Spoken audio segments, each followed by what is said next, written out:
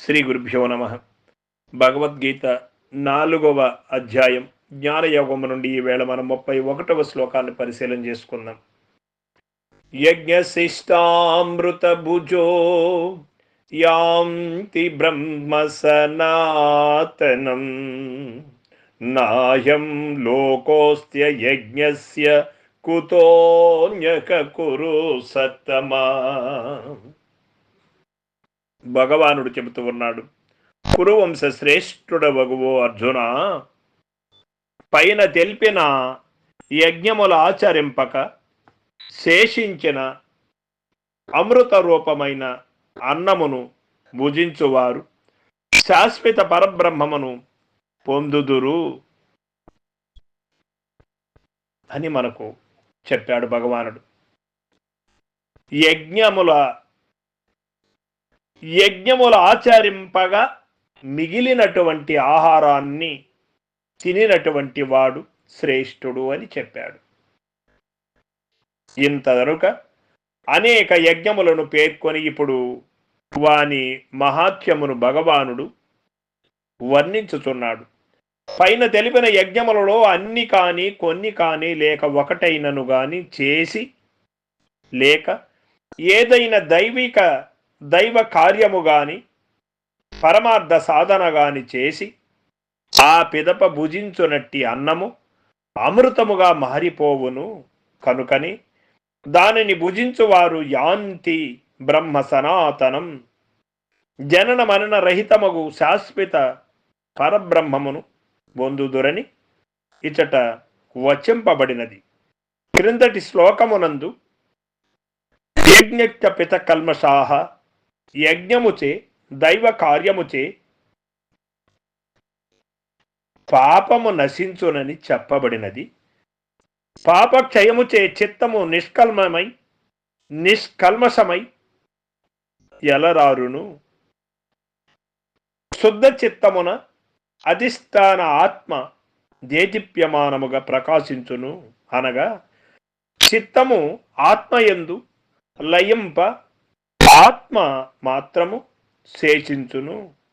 అది సనాతన బ్రహ్మ పదవి కావుననే యజ్ఞశేషమును భుజించువారు పరబ్రహ్మమును పొందుదురని చెప్పుటకు కారణము.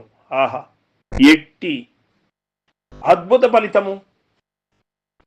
కార్యము యొక్క మహిమ ఫలితము యొక్క గొప్పతనముపై ఆధారపడి ఉండును. ఇచ్చట యజ్ఞమును కార్యము యొక్క ఫలితము సాక్షాత్ బ్రహ్మమే కావున యజ్ఞము యొక్క మహత్తు ఎట్టిదో ఊహించుకొనవచ్చును.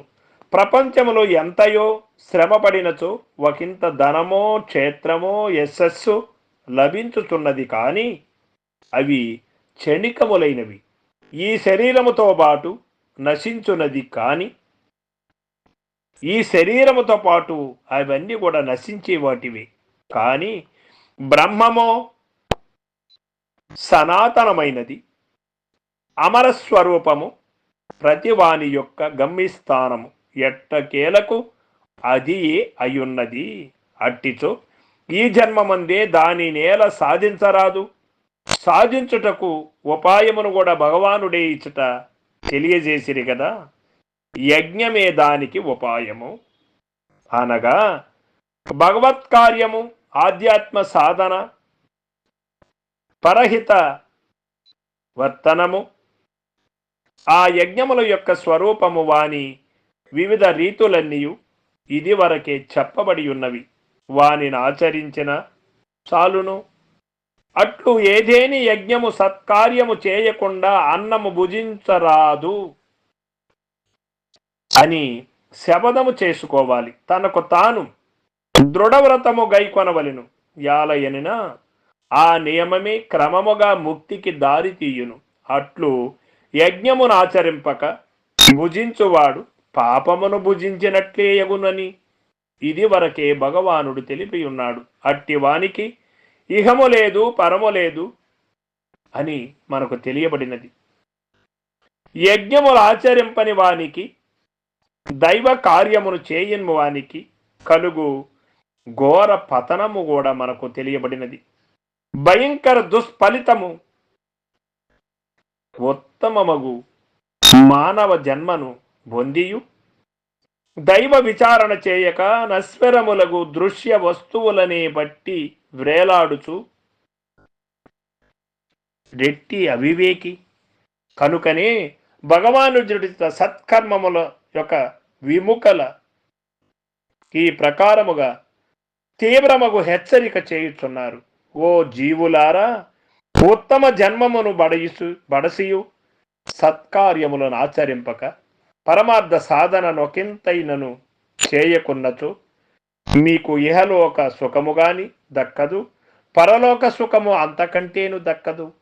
కాబట్టి భగవద్వాక్యములందు విశ్వాసముంచి ప్రతివారును ఈ యజ్ఞములను తప్పక ఆచరించవలయను. యజ్ఞ శిష్టాసిన యజ్ఞమునందు శేషించిన అన్నమును భుజించువారని ఇచ్చట చెప్పబడినది. మరి భగవానుడు తెలిపిన జ్ఞానము, ఇంద్రియ నిగ్రహము, తపస్సు, ప్రాణాయామము మొన్నగు యజ్ఞములందు అన్నముననిది సంభవించదు గదా. కనుక ఈ పదమునకిట్టు అర్థము చెప్పుకొనవలసి వచ్చును. యజ్ఞములు ఆచరించిన పిదప భుజింపబడు ఆహారము అమృతతుల్యముగును గాన దానిని భుజించువారు పాపరహితులగుదురు. లేక యజ్ఞాచరణముల వలన కలుగు అమృతతుల్యమగు మనశ్శాంతిని, సాత్విక సుఖమును వీరనుభవించుదురనియు భగవానుడు చెప్పారు. బ్రహ్మము ఎట్టిది అనగా శాశ్వతమైనది, నాశరహితమైనది. మనం ఇంతవరకు శాశ్వతమైన దానికోసం మనం పాటుపడలేదు. అశాశ్వతమైన దానికోసమే మన కాలమంతా కూడా వృధా చేశాము. శాశ్వతమైనటువంటి దానికోసము కాదు. దానిని ఎవరు పొందుదురు? శాశ్వతమైన దాని అంటే యజ్ఞములను. యజ్ఞములంటే ఏమో హోమాది ద్రవ్యములు తెచ్చి అగ్నిహోత్రము చేయడము కాదు. ఇంతవరకు పైన తెలిపినటువంటి అన్నీ కూడా యజ్ఞములే. సత్కార్యములను ఆచరించి విశేషంగా ఆవిటిని చేసి సత్కార్యములను ఆచరించి అందులో శేషించిన అన్నమును భుజించువారు ఈ యజ్ఞములు చేసినటువంటి ఫలితమును పొందుతారు అని మనకు ఇక్కడ తెలియబడుతూ ఉన్నది. యజ్ఞములను ఆచరింపని వారికెట్టి దుర్గతి కలుగును అనే విషయాన్ని కూడా మనకి ఇక్కడ తెలియజేశాడు భగవానుడు. వారికి ఇహలోక సుఖము గాని పరలోక సుఖము గాని దక్కదు అని మనకు తెలియబడుతూ ఉన్నది. అందుచేత సజ్జన సాంగత్యం, సత్కార్యములు సత్ఫలితాన్నే ఇస్తాయి అని అందరికీ తెలిసినప్పటికీ కూడాను ఆ వైపు ఎందుకు ప్రయాణము నడవలేదు అంటే గురుముఖత విచారణ లేదు కనుక, సొంత నిర్ణయములతో వెళుతున్నారు కాబట్టి అని ఇక్కడ మనకు తెలియబడుతుంది. సర్వం సద్గురు పాదార్పణమస్తు. జై గురుదేవ.